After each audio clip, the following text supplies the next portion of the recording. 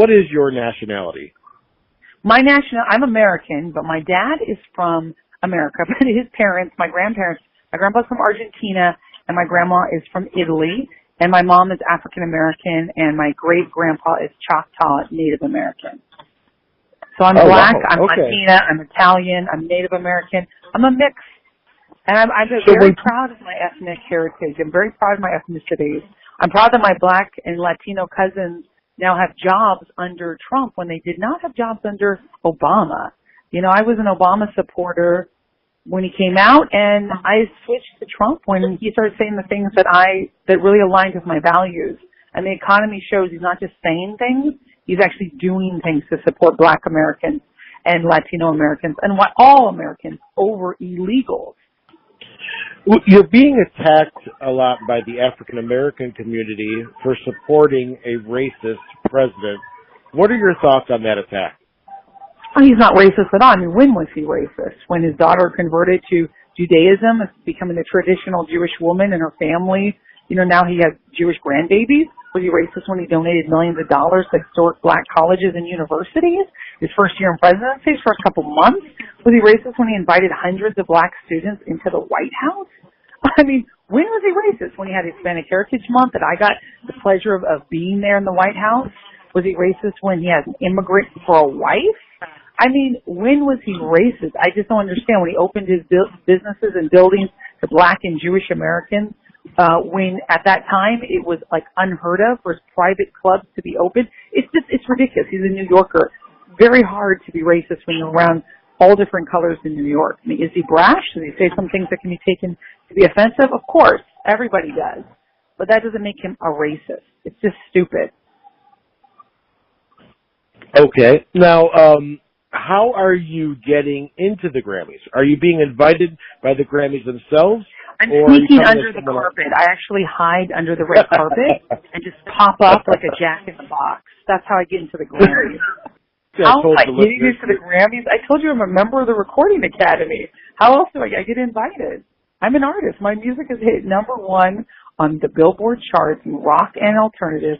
I hit #1 on iTunes, #1 on Amazon Music. If I was liberal, I'd be on every magazine cover for getting this sort of success. But because I am conservative and outspoken Trump supporter, they pretend like I don't exist or want to erase my music success. And I really don't care. The liberals can't bully me, just like Kanye West said. Have you received any death threats from wearing these dresses? And many death threats. I just got a new death threat today that said, "You don't know what I look like, but I know what you look like, so watch your back." Which is, I guess you could say, is like a physical threat. You know, I have to report these to the police. I have to walk around with armed security wherever I go. I'm in New York City.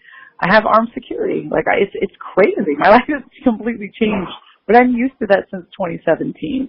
There are some really violent, tolerant, loving liberals out there who send me death threats through my social media. I haven't been attacked in person, which is, thank God. I get a lot of hate. The backlash is staggering. Do you feel that wearing blackface is offensive to African Americans? Historically offensive, and blackface is ignorant and offensive. Now, do I think this whole drama of everything is blackface, where like Katy Perry has black shoes with a little face on it? It's like obviously not supposed to be blackface, taken off the market. I think this hysteria around political correctness is blown out of proportion. So when we talk about blackface in the context of what's really going on, it's a minor thing. Let's look at actually helping black Americans, which I see the president doing. Rapper 21 Savage has been arrested for being an illegal immigrant. Have you been following this story, and do you think this arrest is deserved? So, I mean, I have empathy for people, but if you overstay your visa, someone on your team should have let you know, visa's up, let's renew it. That's just sloppy. You can't, what were you doing? So for me, I'm like, sorry, but the law is the law. Work with your lawyers. He's a well-known rapper, and he's got the money to do it, so that's kind of stupid on his part. Do you feel that slavery was a choice? No, of course not. Mental slavery, where you say, I'm still a slave, my parents were all slaves, and black people are slaves to the white man. If you're still spouting that stuff, then that is a choice. If you choose to believe the propaganda, fake news media, and think all Trump supporters are racist and the wall is going to kill you and gays are going to be burned at the stake under Trump, then yeah, you are putting yourself in mental slavery because you're not even looking at the facts. That's my point. Are you saying that, like, today in modern times, some African Americans are choosing to be slaves mentally? What I just said, yeah. But don't think that just because you're black, your skin color, you're brown, automatically dictates what you should vote for, who you should vote for. That's just as stupid, you know? I don't understand where this came from. I do know that the Democrats brainwashed a lot of the black population, and I hate that. Like, you got to unplug from that. Hey, I fell into the whole Obama change trap, too. Because I was like, oh, he's black. He's cool. He's mixed, actually. He's black and white. I was like, oh, like me. It's so cool. And then I realized, he's just another politician talking out his ass, not providing for the black community.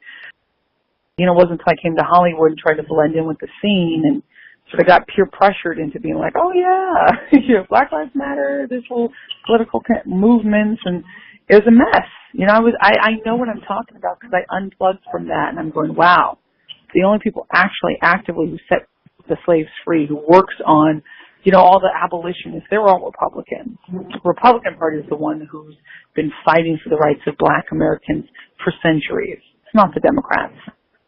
Hi, this is Joy Villa, and you're listening to The Dominic Maddie Show.